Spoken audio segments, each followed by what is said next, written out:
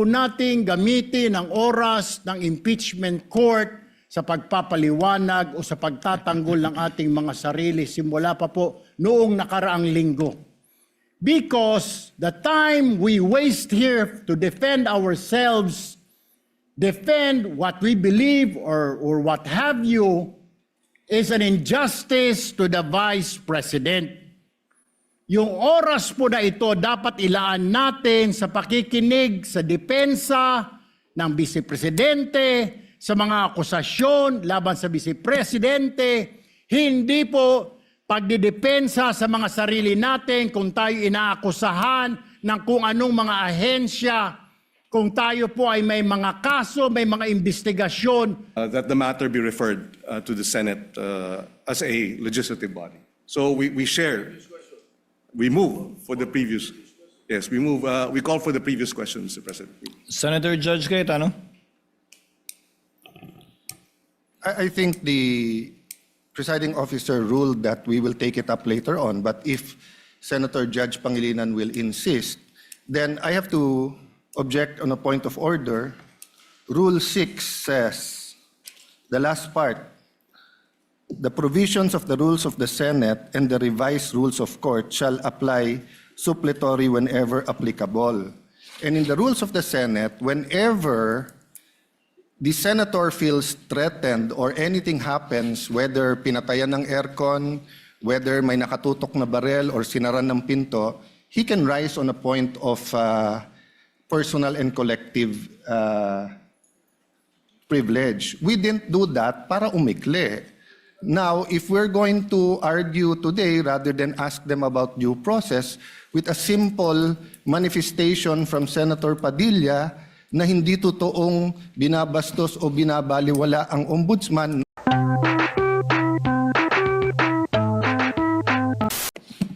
This impeachment court was established to try the Vice President of the Republic. Ang punto ko po rito, kasi napapansin ko po ilang araw na nagagamit po natin ang impeachment court, ang oras po ng impeachment court sa pagpapaliwanag. Naintindihan ko po ang posisyon ng aking kaibigan, si Senador Robin Padilla. Yung kanya pong frustrations. Pero gusto ko lang po sana ipaalala sa ating presiding officer, sa ating pong Senate President, at matanong, ano po ba ang ating ginagamit na rules ngayon? Pwede po ba yung mga problema po labas sa impeachment court na ito o labas sa kaso ng Vice President ay dadalhin natin dito? Di po ba ang korte na ito na itatag para po sana kay Vice President at kay Vice President lamang? Mga ebidensya, mga testimonya, mga pahayag patungkol lamang po sana sa impeachment ng Vice President. Kasi dito pong mga nagdaang araw, Mr. Presiding Officer, Senate President, mga kasama, napansin ko po na nagagamit ang oras po ng impeachment court sa pagtatanggol po ng mga nakaraang araw ng sarili ng ilan sa mga kasamahan natin sa mga akusasyon. This is not the right forum and the right venue and not the right time to explain your situation. Kung gusto po ninyong mag-eksplika ng inyong mga saloobin, problema, maaari naman po ninyong gawin yan sa labas po ng oras ng impeachment court. Maaari pong sa press conference, nandyan naman po ang Senate media. Anytime po, nandoon sila sa Senate briefing room, press briefing room. Maaari din po sa Facebook o sa YouTube magpaliwanag. Huwag po nating gamitin ang oras ng impeachment court sa pagpapaliwanag o sa pagtatanggol ng ating mga sarili simula pa po noong nakaraang linggo. Because the time we waste here to defend ourselves, defend what we believe or what have you, is an injustice to the Vice President. Yung oras po na ito dapat ilaan natin sa pakikinig sa depensa ng Vice Presidente, sa mga akusasyon laban sa Vice Presidente, Hindi po pagdidepensa sa mga sarili natin kung tayo inaakusahan ng kung anong mga ahensya, kung tayo po ay may mga kaso, may mga investigasyon. This is not the right forum, Mr. Presiding Officer, Mr. President, Senate President. This is not the right place. This court was established, was created, the impeachment court, for the Vice President and Vice President only. This should be her time. This should be her forum, not our forum here na ilabas natin ang saloobin natin, mga sagot natin sa mga akusasyon, mga kaso laban sa atin. And this is not also the time, Mr. President, Mr. Presiding Officer, na hanapin yung mga kasama nating nawawala, nakakulong, dapat po doon sa Senado natin, sa sesyon natin, and not here in this court, Mr. Presiding Officer, Mr. Senate President. Kaya pakiusap ko lamang po sana sa ating mahal na Presiding Officer and Senate President, let us follow the rules. May rules ho tayo.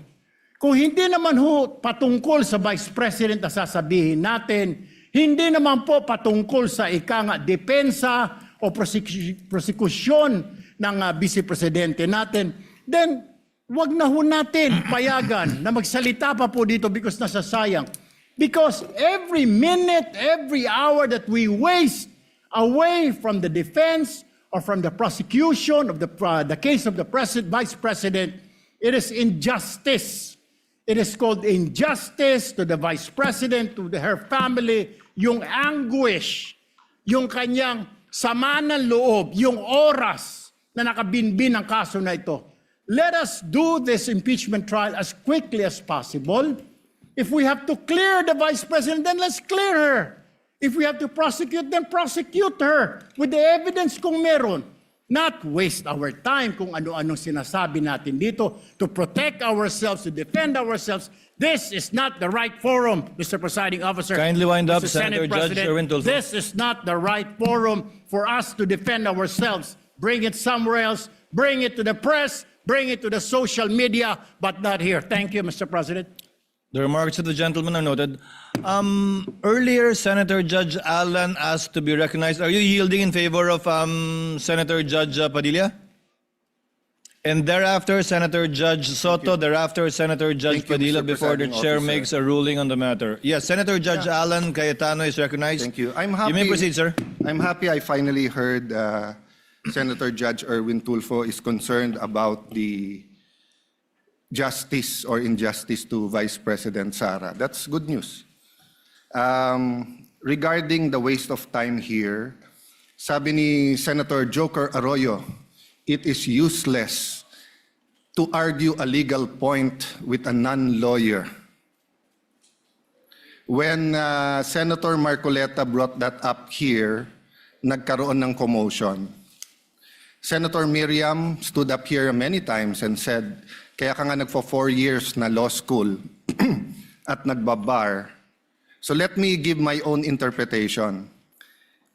The impeachment court is formed with lawyers and non-lawyers. And we interact, and it's for everyone, and we're equal. But if there's an engineer here or a doctor, and they talk about medical principles, I have to either study and argue on medical principles. Hindi ko pwedeng sabihin, hindi, ganito lang yan, logic lang yan, etc. Di ba? So, ang legal principle natin today is simple, integrity ng court. So, allow me to mention that to the people and help educate my colleague here. The integrity of the court and the justices or judges is always relevant. So if the Supreme Court or COMELEC, Court of Tax Appeals, Sandigan Bayan is being heard and the judges are being threatened, you give them time. So we cannot take the impeachment out of context. May nangyayaring flood control scandal, may nangyayaring gulo sa Team Unity na hindi na united ngayon. We consider Senator Marcoleta and Senator Jinggoy political prisoners, weaponized yung Blue Ribbon Committee at weaponized yung ano. So Mr. President, hindi tama na sabihin na I wasn't, after we brought up the problem with NBI. They doubled down, naggumawa pa ng task force. I mentioned 2 colleagues sa SALN. I didn't accuse them. Sabi ko lang, just like Vice President Sara, just because tumaas ang SALN, can we already ask for the BIR, for the AMLA and the bank accounts? So sabi ko, yan ang i-discuss namin sa Monday. Nag-react na, nag-accuse. I did not take up your accusations here today. Si Secretary Vince Dizon, 3 beses na nag-verify sa Taguig. Sinabi na 3 beses na walang ghost. Ngayon, i-verify ulit. I wasn't going to bring that up, but then i-question ninyo si Senator Padilla. It was all over the news na hindi niya inintindi or he snubbed the ombudsman. I was going to stand up before Senator Erwin stood up just to say, may registered mail. So nung una pa lang, 5 minutes si Senator Tulfo. So I'll take the 5 minutes also if you don't mind. The gentleman may proceed and Yes. kindly be mindful of the time. Yes, I will now. So I'm just saying, Senator Padilla just stood up to say, sumusunod siya sa batas. Tapos, kaya humaba to dahil nga hindi importante ata dito yung integrity ng judge. Lastly, kaya sinabi kong it's useless to argue a legal point. Ilang beses ko na narinig dito. It's our job to clear or prosecute the Vice President. Hindi po. It's our job to try and to decide.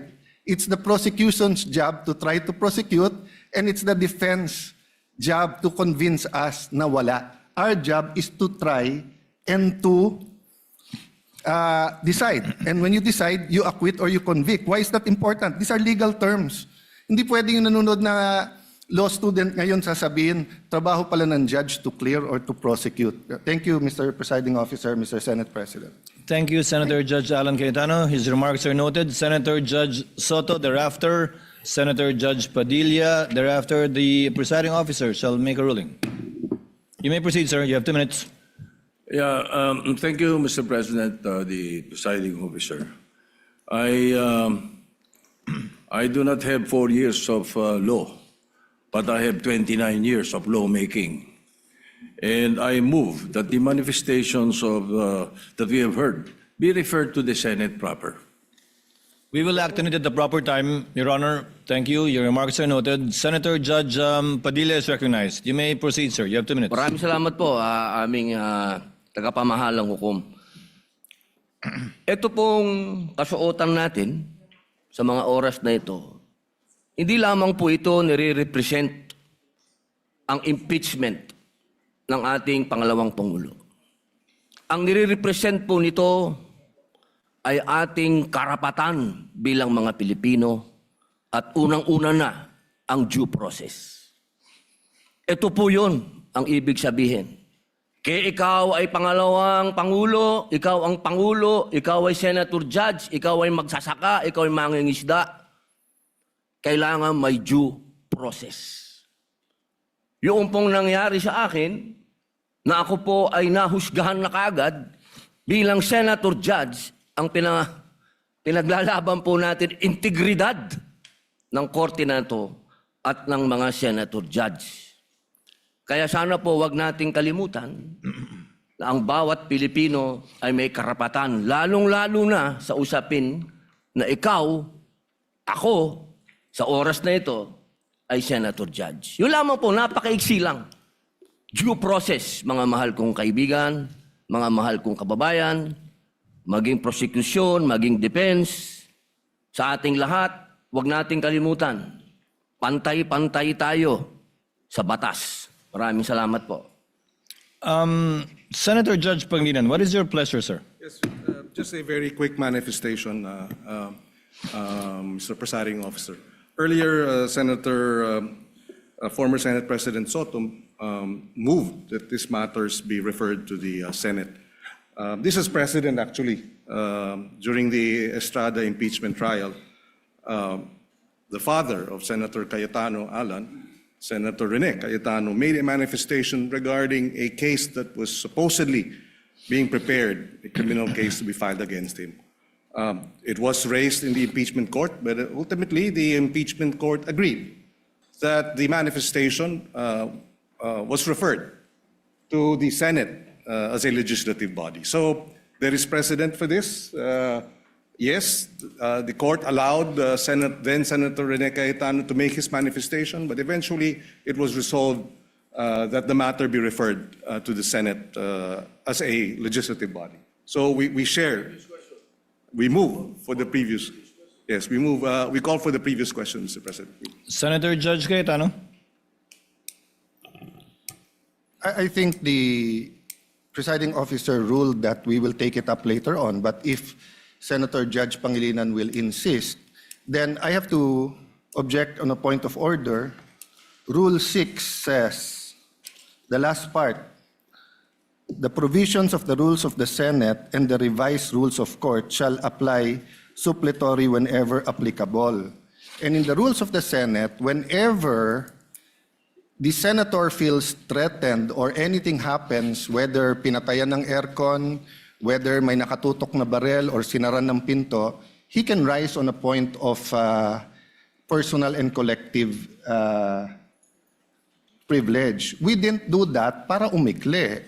Now, if we're going to argue today rather than ask them about due process with a simple manifestation from Senator Padilla na hindi totoong binabastos o binabaliwala ang ombudsman, registered mail lang kaya hindi pa nadagdag.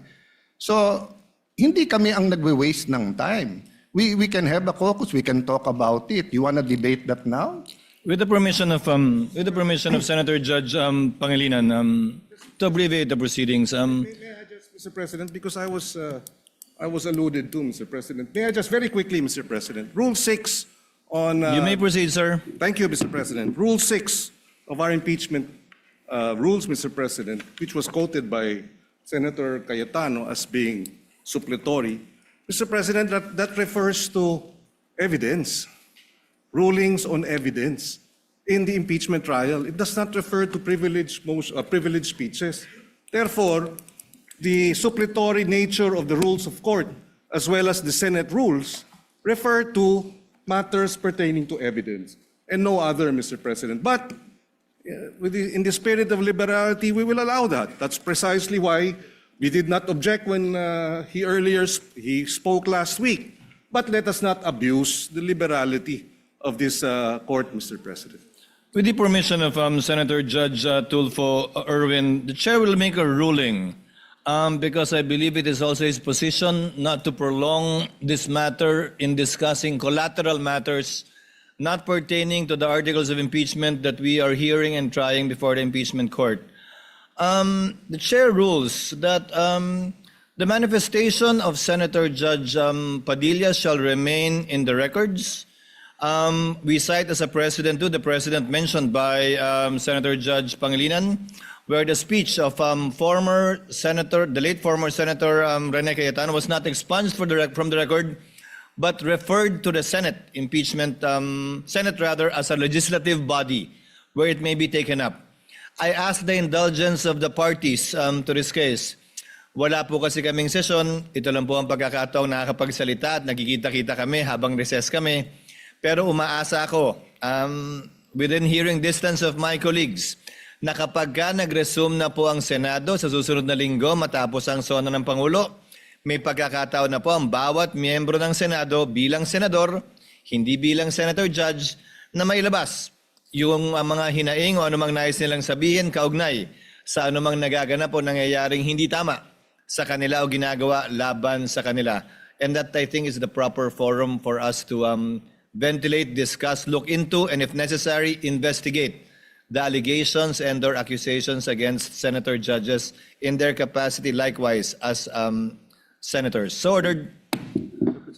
What is the pleasure of Senator Judge? I will just Cayetano? manifest, I correct myself, it was stamped, not registered mail. And since I agree with the ruling, I will not anymore argue the Thank you, other sir. rule that correlates with Rule 6. Thank you. Thank you, sir. Noted that it was stamped. The Senate President, thereafter, Senator Judge Erwin Tulfo. Thank you, Mr. Presiding Officer. Hopefully we can move on after the manifestations of the gentlemen.